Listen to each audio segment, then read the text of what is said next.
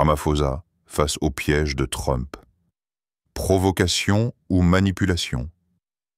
Assalamu alaykum wa rahmatullahi wa barakatuh. Que la paix, la miséricorde et les bénédictions d'Allah soient sur vous. Aujourd'hui, ce n'est pas une simple vidéo. C'est une plongée dans une bataille diplomatique, une confrontation entre deux visions du monde. C'est le jour où l'Afrique du Sud a dû faire face à une provocation planétaire. Un tweet, un mot, une menace. Et derrière ces mots, Donald Trump, président des États-Unis, accusant l'Afrique de persécuter ses propres citoyens. Mais pourquoi? Pourquoi ce message? Pourquoi cette cible? Et surtout, qui manipule qui? Voici. Ramaphosa face au piège de Trump. Provocation ou manipulation? Un face-à-face tendu entre souveraineté et idéologie. Un moment où la diplomatie devient une arme. Un instant où l'Afrique est mise à l'épreuve sous le regard du monde. Ce n'est pas qu'une affaire sud-africaine. C'est un avertissement pour tout un continent. C'est une leçon sur les récits, les alliances et les pièges tendus par ceux qui veulent dominer par le discours. Si tu veux comprendre les enjeux cachés, si tu refuses que l'histoire soit écrite à ta place, si tu crois que la vérité mérite d'être entendue, alors abonne-toi, commente, partage. Ce combat ne se gagne pas dans le silence. Il se gagne avec conscience. Bienvenue dans l'analyse. Le piège a été tendu, mais Ramaphosa est-il vraiment tombé dedans? Découvrons-le ensemble. L'origine du tweet de Trump en août 2018, un simple tweet de Donald Trump suffit à secouer la diplomatie internationale. En quelques lignes, le président américain accuse l'Afrique du Sud de pratiquer l'expropriation de terres sans compensation et d'encourager les violences contre les fermiers blancs. Ce message, publié dans la foulée d'un reportage de la chaîne Fox News, suscite immédiatement un tollé mondial. Les accusations sont graves, les implications nombreuses et les réactions vives. Au cœur de la controverse, la réforme agraire sud-africaine, un sujet explosif hérité de l'apartheid et l'image d'un pays encore profondément marqué par les inégalités raciales. Mais au-delà de la question foncière, ce tweet soulève une autre interrogation. Que cherchait réellement Donald Trump en pointant du doigt Pretoria? Était-ce une provocation calculée, une diversion politique ou une simple réaction idéologique? Et surtout, comment le président sud-africain, Cyril Ramaphosa, a-t-il répondu à cette mise en accusation publique venue de la première puissance mondiale? Dans cette vidéo, nous allons revenir en détail sur cette polémique aux multiples dimensions. Nous verrons comment elle a émergé, ce qu'elle révèle sur les relations internationales et les tensions internes à l'Afrique du Sud, et pourquoi elle continue, des années plus tard, à alimenter débats et fantasmes. Nous tenterons enfin de répondre à une question centrale. Ramaphosa a-t-il réussi à déjouer le piège tendu par Trump? Le 22 août 2018, Donald Trump publie un tweet qui surprend autant qu'il scandalise. J'ai demandé au secrétaire d'État, Mike Pompeo, d'examiner de près les expropriations de terres et les meurtres à grande échelle de fermiers en Afrique du Sud. Le gouvernement sud-africain saisit actuellement des terres appartenant à des fermiers blancs, à fake news. Ce message, bref mais explosif, intervient quelques heures après la diffusion d'un reportage sur Fox News, animé par Tucker Carlson, l'un des chroniqueurs les plus influents et controversés de la droite conservatrice américaine. Dans cet épisode, Carlson accuse ouvertement le gouvernement sud-africain de mener une politique raciste contre les Blancs en légitimant l'expropriation de terres sans compensation au nom de la justice post-apartheid. La coïncidence entre l'émission de Carlson et le tweet présidentiel ne laisse place à aucun doute. Trump réagit directement à ce qu'il vient de voir à la télévision, une habitude bien connue de sa présidence. Mais pourquoi une telle réaction sur un sujet aussi spécifique que la politique foncière sud-africaine? Le tweet reprend deux accusations clés. L'expropriation sans compensation. Une réforme envisagée par le gouvernement sud-africain pour corriger les injustices historiques héritées de l'apartheid, mais présentée ici comme une atteinte directe aux droits des propriétaires blancs. Les meurtres de fermiers blancs, une rhétorique ancienne, popularisée par certains groupes de droite extrême et mouvements identitaires qui dénoncent un supposé génocide blanc en Afrique du Sud. Pourtant, les données officielles ne soutiennent pas cette affirmation. La publication de ce message s'inscrit dans un double contexte politique. D'une part, Trump est en pleine bataille électorale pour les midterms de 2018. Son électorat, en grande partie blanc conservateur et sensible aux questions identitaires, est friand de ce genre de récit où les Blancs seraient victimes dans un pays dirigé par des Noirs. La dénonciation d'une injustice envers les fermiers blancs d'Afrique du Sud résonne comme une défense symbolique des valeurs de l'Amérique traditionnelle. D'autre part, Trump montre par ce tweet son alignement idéologique avec les mouvances populistes mondiales. Protectionnisme, rejet de l'élite globaliste, valorisation d'une identité blanche en danger et posture de défenseur des opprimés blancs. Enfin, cette prise de position permet au président américain de détourner l'attention des scandales internes qui secouent alors son administration, notamment autour de la Russie, du FBI et des multiples enquêtes en cours. Ainsi, ce tweet n'est pas anodin. Il s'inscrit à la croisée du populisme international, de la politique intérieure américaine et d'une volonté de polariser encore davantage le débat mondial autour des questions raciales. Mais pour l'Afrique du Sud, il représente un défi diplomatique majeur que Cyril Ramaphosa devra affronter avec prudence. La réforme foncière en Afrique du Sud, contexte historique. La question de la terre est l'une des plus sensibles et les plus explosives en Afrique du Sud. Elle touche au cœur de l'histoire du pays. Celle de la dépossession, de la ségrégation et des inégalités raciales héritées de plusieurs siècles de colonisation, aggravées par près d'un demi-siècle d'apartheid. Sous le régime de l'apartheid, la majorité noire sud-africaine a été systématiquement exclue de la propriété foncière. Des lois telles que le Native Land Act de 1913 interdisaient aux Noirs de posséder ou de louer des terres en dehors de zones spécifiquement désignées, représentant à peine 7% du territoire. Cette politique a jeté les bases d'une concentration extrême des terres entre les mains de la minorité blanche, une injustice que l'Afrique du Sud post-apartheid a promis de corriger. Depuis 1994, plusieurs programmes de redistribution foncière ont été mis en place par les gouvernements successifs.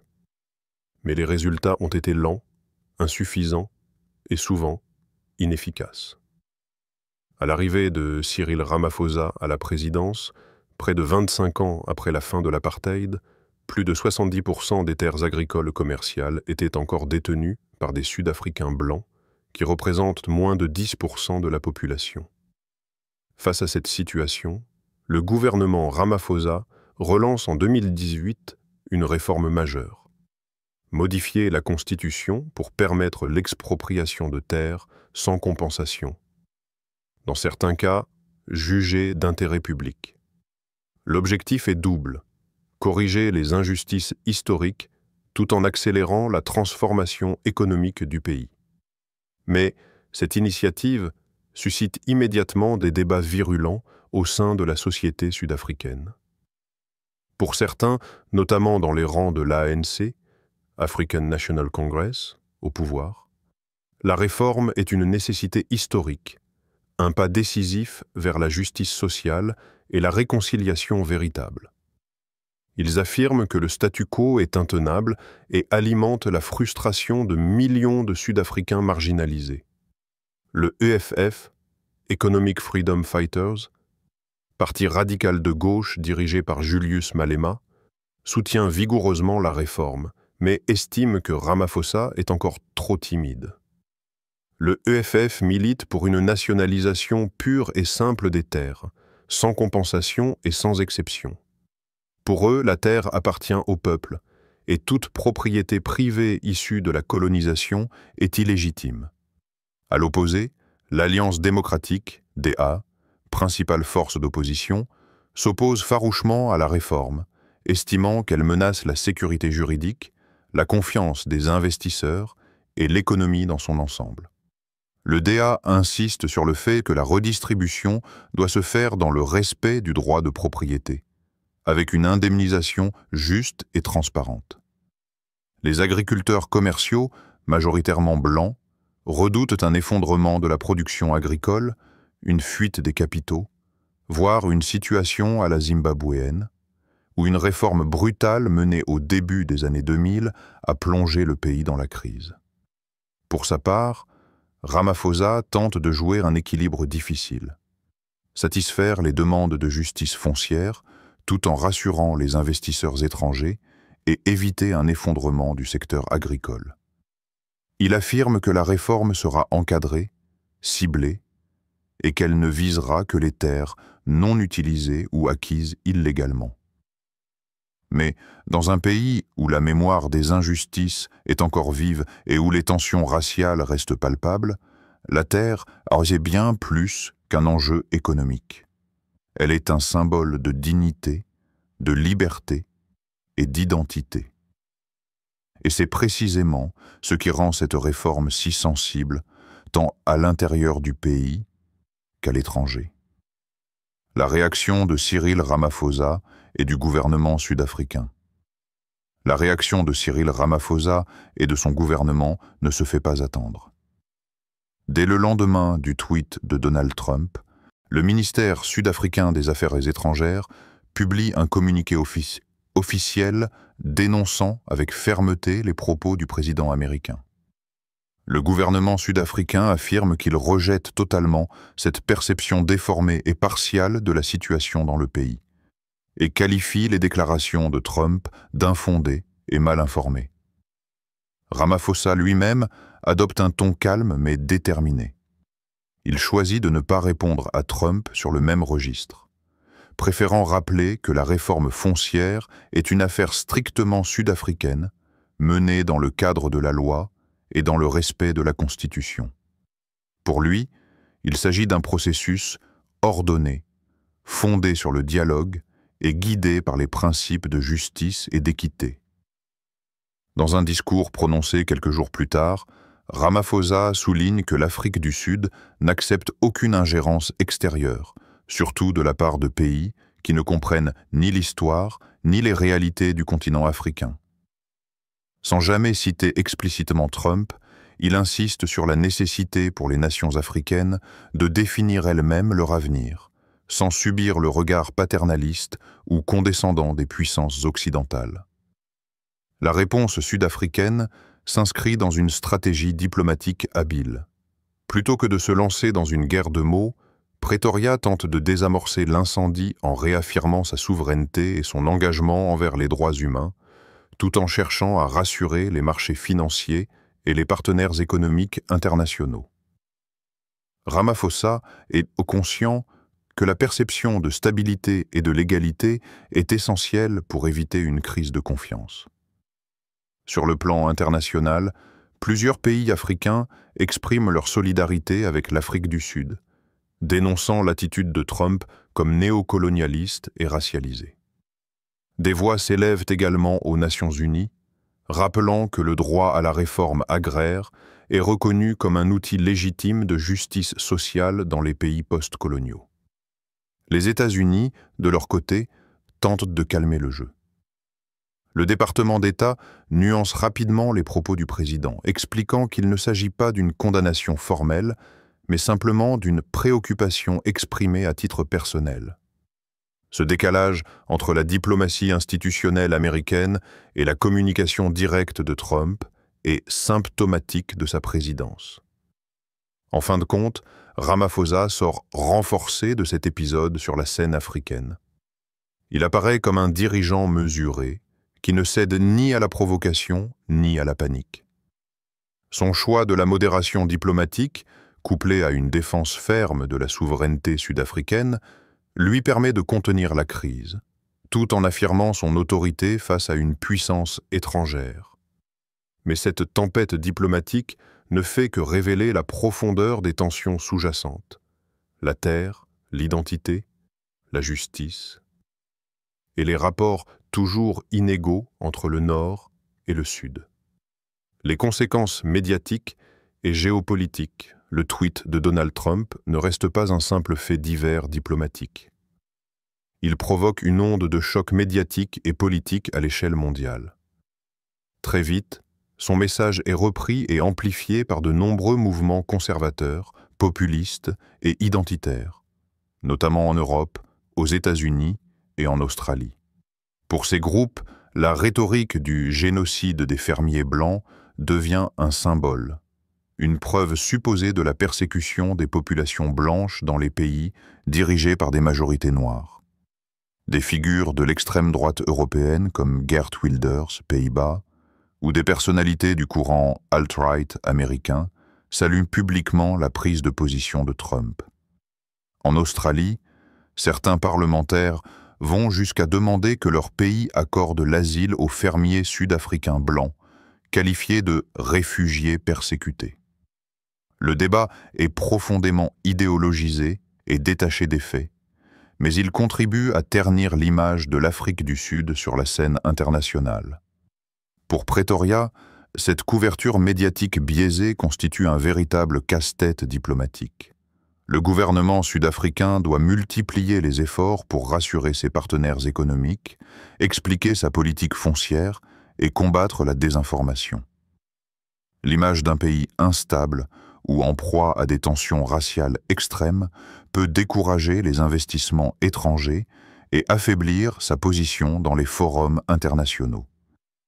Sur le plan des relations bilatérales, les tensions entre Washington et Pretoria s'accentuent brièvement, bien que les deux capitales s'efforcent de minimiser l'incident.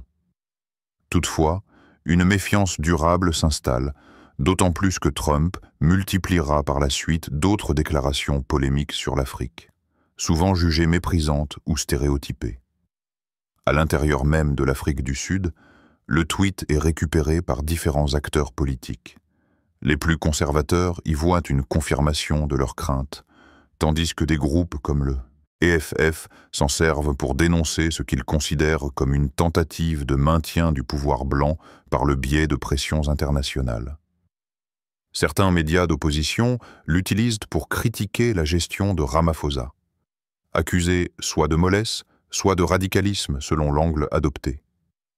En somme, l'intervention de Trump transforme un débat interne sud-africain en un enjeu géopolitique international, où se croisent idéologie, récupération politique et guerre de l'information.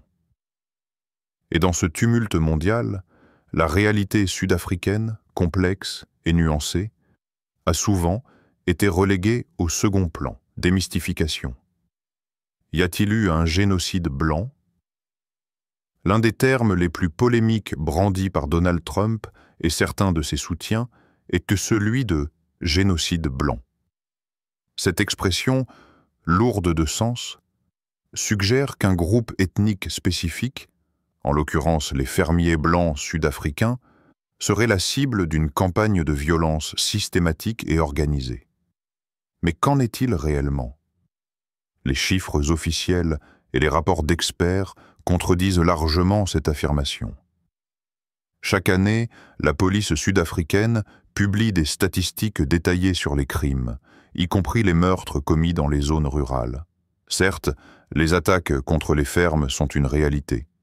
Elles concernent des victimes de toutes origines, même si une proportion notable touche des fermiers blancs qui demeurent majoritaires dans le secteur agricole commercial.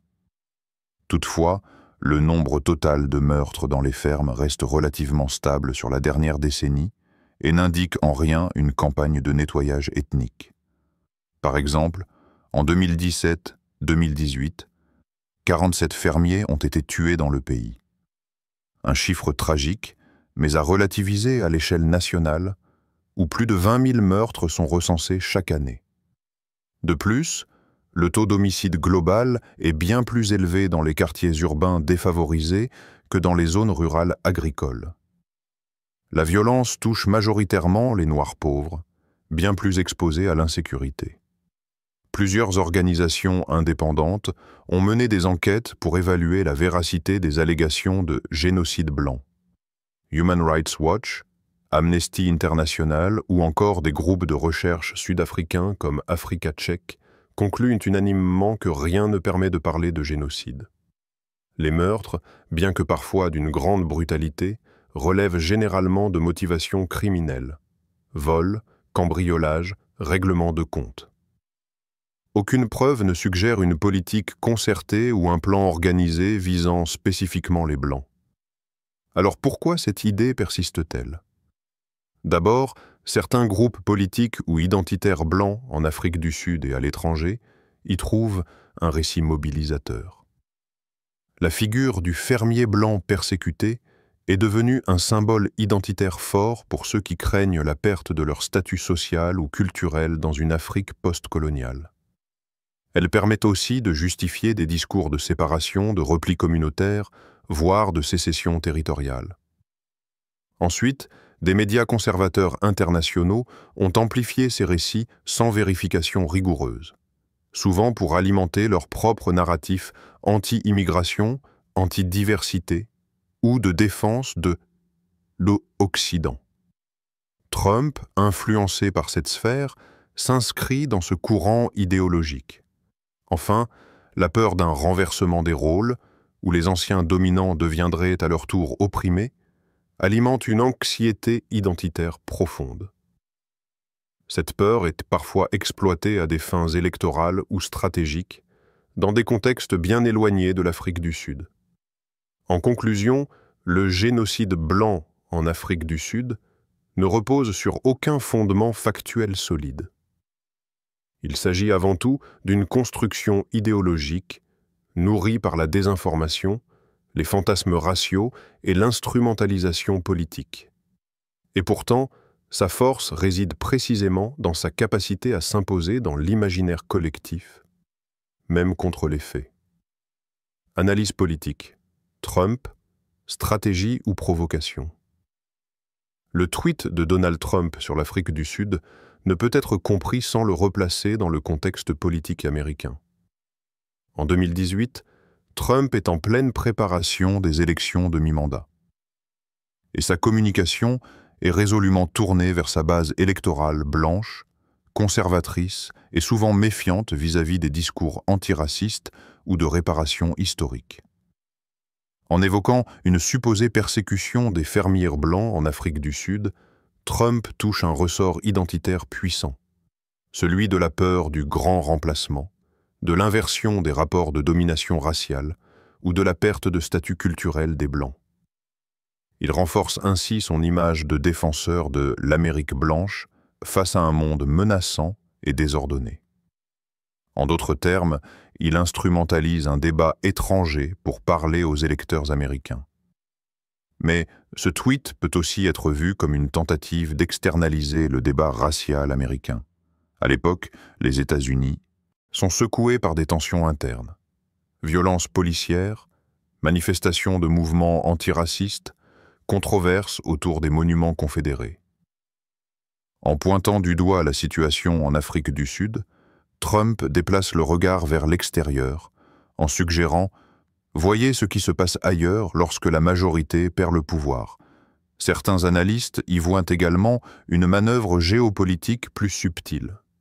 Raviver les clivages nord-sud, notamment en accusant un pays africain de menacer les droits des Blancs.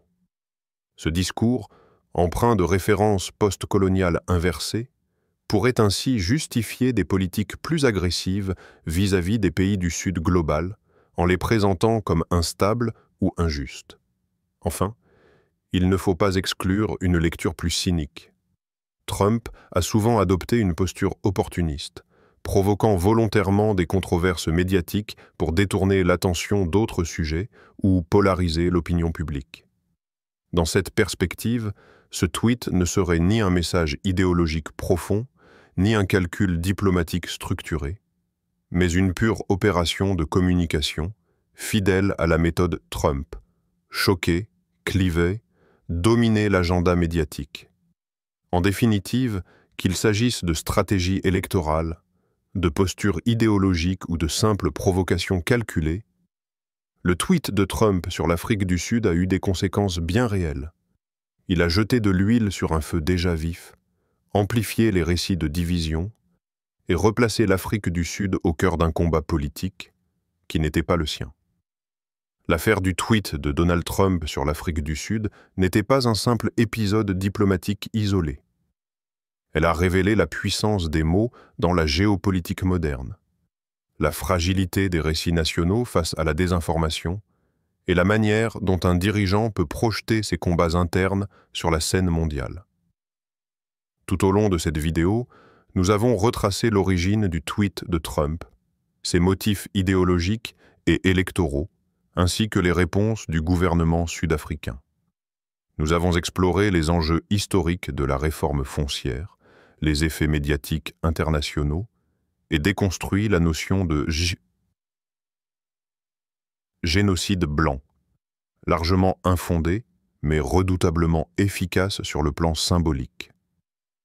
Alors, Cyril Ramaphosa a-t-il survécu au piège tendu par Trump? Sur le plan diplomatique, oui. Il a su conserver une posture ferme sans céder à la provocation. Mais à l'intérieur du pays, le défi reste immense. La réforme agraire n'a pas encore produit les effets escomptés, et les tensions autour de la terre, de l'inégalité et de l'identité nationale sont toujours vives. Le débat continue, dans un contexte économique et social fragile. Aujourd'hui, la réforme foncière avance lentement, encadrée par des discussions constitutionnelles et des processus parlementaires. L'État promet une redistribution juste, mais les obstacles juridiques, financiers et politiques restent nombreux. Le danger ne vient peut-être pas de l'extérieur, mais de l'incapacité à résoudre les fractures internes. Et vous, que pensez-vous de cette affaire? La réaction de Trump était-elle fondée ou purement opportuniste? Et la réforme agraire est-elle un levier de justice ou un risque pour la stabilité? Dites-le en commentaire. Le débat est ouvert. L'Afrique est aujourd'hui à la croisée des chemins. Le tweet de Trump n'était pas une simple provocation. C'était un test, un piège, une tentative d'ingérence maquillée en indignation. Mais ce piège a révélé bien plus. La fragilité des équilibres internationaux, la pression constante sur les nations africaines et l'urgence de penser notre avenir avec lucidité, souveraineté et unité. Ce n'est pas seulement Ramaphosa qui était visé. C'est toute l'Afrique qu'on voulait mettre en accusation. Et c'est toute l'Afrique qui doit aujourd'hui répondre, non pas dans la colère ou la peur, mais avec clarté, vision et dignité. Le jour où Trump a parlé, l'Afrique n'a pas crié. Elle a réfléchi.